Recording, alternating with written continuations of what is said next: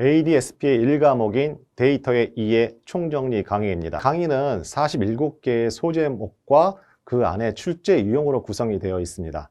여러분은 계속 반복하셔서 그 순서까지도 여러분 다 암기하시고 이해하시기를 권해드립니다.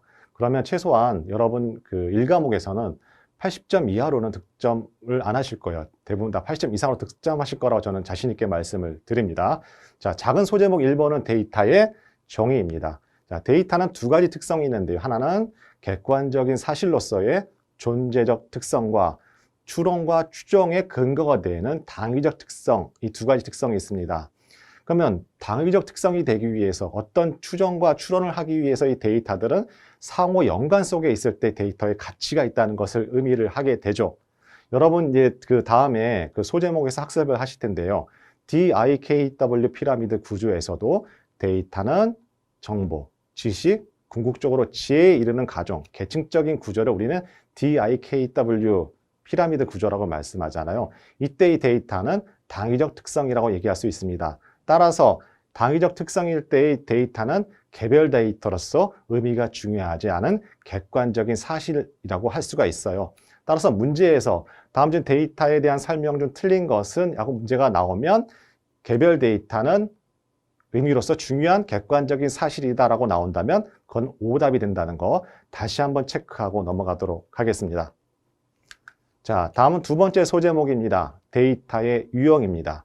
자, 데이터의 유형은 크게 두 가지로 나눠질 수가 있죠. 하나는 정성적 데이터와 두 번째는 정량적 데이터로 나눠지게 되고요. 자, 표기는 정성적 데이터는 언어와 문자 등으로 표기를 하고 정량적 데이터는 숫자와 기호와 도형으로 표현합니다. 예를 들자면 여러분 수학에서 파이는 3.14로 표현하실 수가 있잖아요. 그죠? 그 다음에 정성적 데이터는 숫자와 데이터의 형태와 형식이 정해져 있지 않아서 분석하기 상당히 어렵죠. 하지만 정량적 데이터는 숫자가 증가하더라도 정성적 데이터보다는 분석과 저장이 용이합니다. 또한 정성적 데이터는 숫자와 금액을 환산할 수 없는 설문조사나 SNS 글들이 해당이 되는 거고요. 정량적 데이터는 숫자와 금액을 환산할 수 있는 몸무게, 온도, 풍속, 강수량 등이 바로 정량적 데이터라고 할 수가 있습니다. 여러분이 체크할 사항들은 정량적 데이터와 정성적 데이터를 구분하실 줄 아셔야 되고요. 여기에 나와 있는 통계로 된 영어로 다시 한번 체크하고 가시길 바라겠습니다. 자, 다음은 암묵지와 형식지입니다. 소제목 암묵지와 형식지. 자, 경영학 쪽에서는 개인이 갖고 있는 지식을 좀 더 조직이 넓게 공유를 해서 조직 전체가 밸류업 되는 데 관심을 갖게 되는데요. 그럼으로 인해서 뭐에 관심을 갖게 되냐면 암묵지와 형식지의 상호작용에 관심을 갖게 됩니다.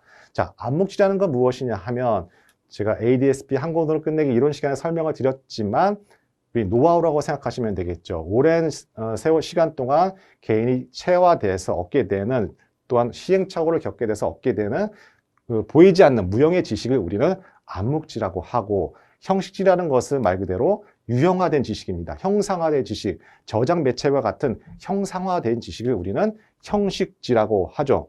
따라서 암묵지는 다른 사람에게 전달하기가 또는 공유하기가 쉽지가 않겠죠. 하지만 형식지는 다른 사람에게 지식을 전달하고 공유하기가 이 암묵지보다는 쉬울 것입니다. 따라서 여러분이 체크해야 될 사항은 암묵지와 형식지의 차이점을 여러분 꼭 확인해 주시기 바랍니다. 자, 다음은 4번 암묵지와 형식지의 상호작용입니다. 제가 소제목 3번에서 암묵지와 형식지의 사용 개념에 대해 설명을 드렸는데요.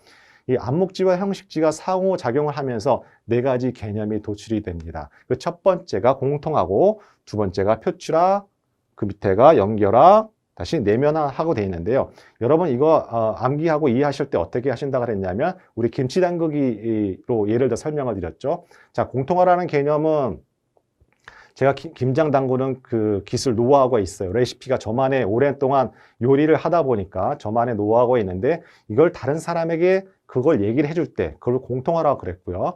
또 그 노하우, 비법, 레시피를 듣고 나서 나만의 노트를 기록하는 순간 저장 매체에 기록이 되는 거잖아요. 근데 형식으로 바뀌게 되는데 우리 그때를 표출화라고 했습니다. 따라서 그 표출화된 노트를 보고 또 다른 사람이 나 이건 나만의 그 요리책을 만들 거야 라고 해서 그 지식이 더해져서 만들어지는 것이 우리 연결화라고 했고요. 그 책을 보고선 나만의 그 요리를 새로운 레시피를 만들고 더 나은 김치담그기를 할 수 있어. 그래서 내가 오랜 동안 그 책을 보면서 하다가 나만의 또 노하우가 생기는 것을 우리는 내면화라고 한다고 말씀을 드렸습니다. 이렇게 지식 활동을 이렇게 같은 순환 과정을 통해서 지식 활동을 하게 되는 것, 이게 바로 암묵지와 형식지의 사교작용이라고 할 수가 있고요.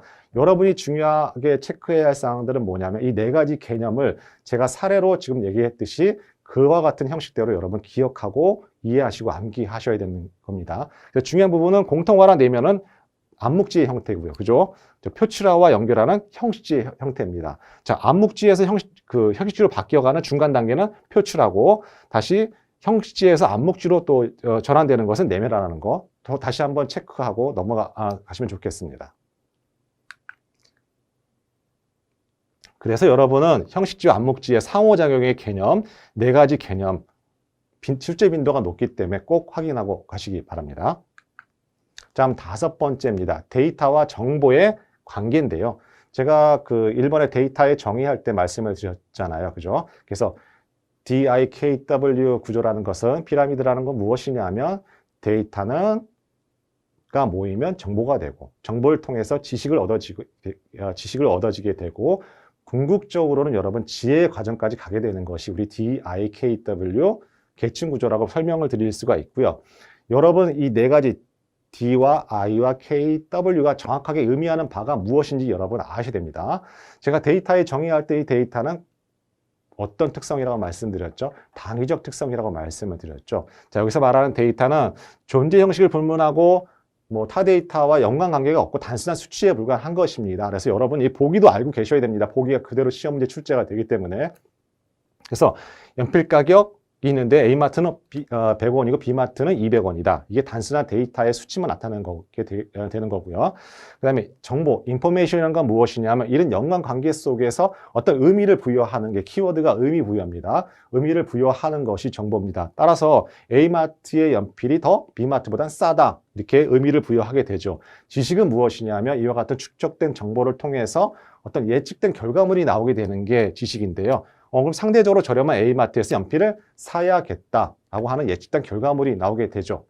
이와 같은 그 데이터와 정보와 날리지를 통해서 궁극적으로 윗섬으로 이제 지혜라고 이어지게 되는데요. 지혜에서는 이 근본 원리에 대한 것 외에 본인들의 기본적인 아이디어가 이제 창조물들이 만들어져서 결국에는 A마트의 모든 제품이 B마트의 모든 제품보다 싸구나 이런 판단을 하게 되는 겁니다. 그래서 여러분은 데이터와 인포메이션과 날리지와 윗섬에 나와 있는 개념을 아셔야 되고요.